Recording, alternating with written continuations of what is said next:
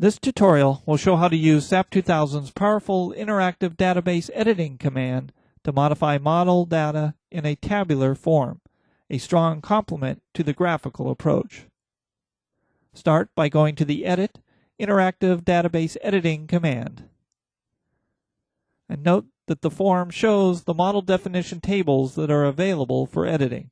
For this model, there are 46 different tables that may be edited. We will select Property Definitions and Connectivity Data. Click OK, and note that on the next form, the drop-down list offers the names of 10 different tables that we can edit.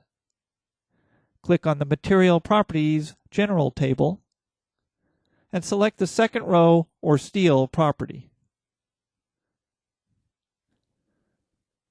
Click the Copy button, and then the Paste Append button to duplicate the previous row, which makes for easy and rapid generation of similar properties.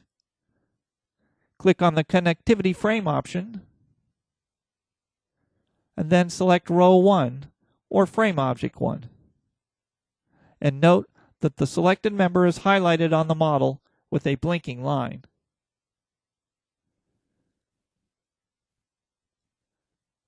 Next, click on Joint Coordinates. Again, if we select the first row or Joint Object 1, the joint location is highlighted on the model by a blinking dot. Likewise, if we click on Joint 2. A right-click anywhere in the table will bring up a drop-down context-sensitive menu. For the coordinate type column, note that the calculator option is not available, as this is not a numeric input variable, but that the drop-down list is, which lists the available values for this variable based on previously defined input. A right-click in the X location column shows that the drop-down menu has the calculator option available because it is looking for numeric input, and if we click on it, the calculator form appears. In this form, we can type in detailed formulas, and the program will calculate the value and place it in the table.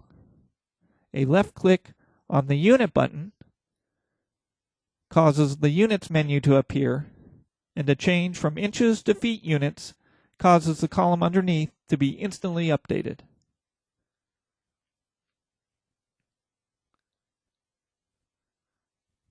Note that no changes made to the table are applied to the model until the Apply to Model button is clicked. Click this button,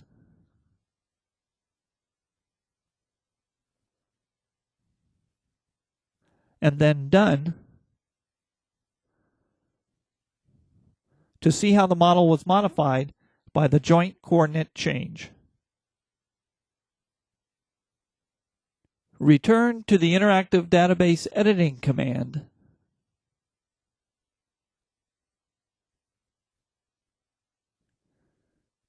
and to the joint coordinates table that we just edited.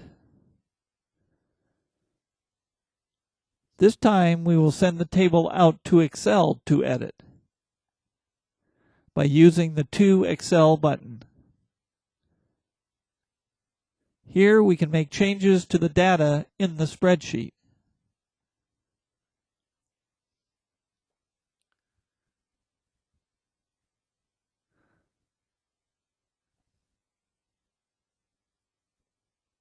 And without closing Excel, re-import the images back into the SAP 2000 table using the From Excel button. Although the table has been revised, it is important to remember that no changes made to the tables are applied to the model until the Apply to Model button is clicked.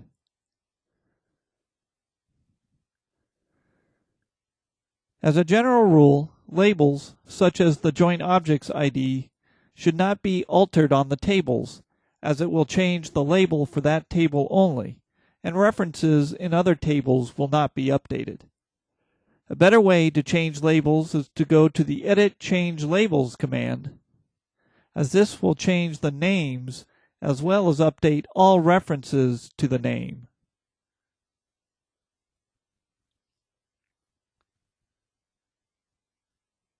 If we go to the File Export command, we see that there is an option to send out to an Excel spreadsheet.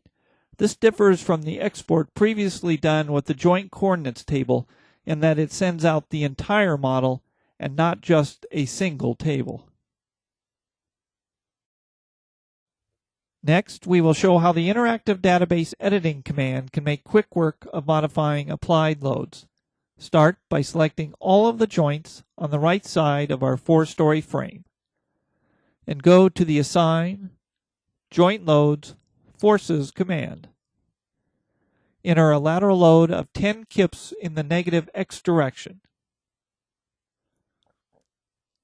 You can see that this applies a uniform load. However, very often lateral loads are applied in a more triangular distribution, such as to represent earthquake forces. To modify these loads, go to the Interactive Database Editing command and check the Joint Assignments box.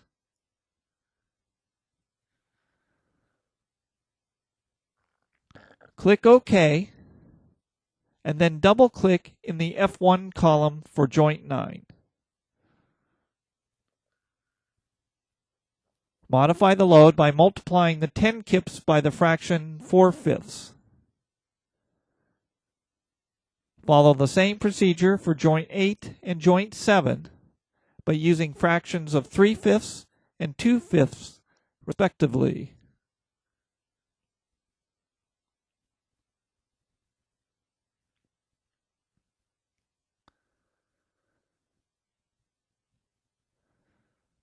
Apply these changes to the model by clicking on the Apply to Model button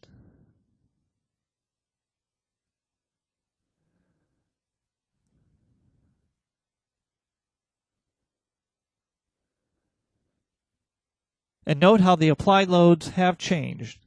This was considerably quicker and easier than selecting each individual joint object and assigning the appropriate values. This concludes this tutorial.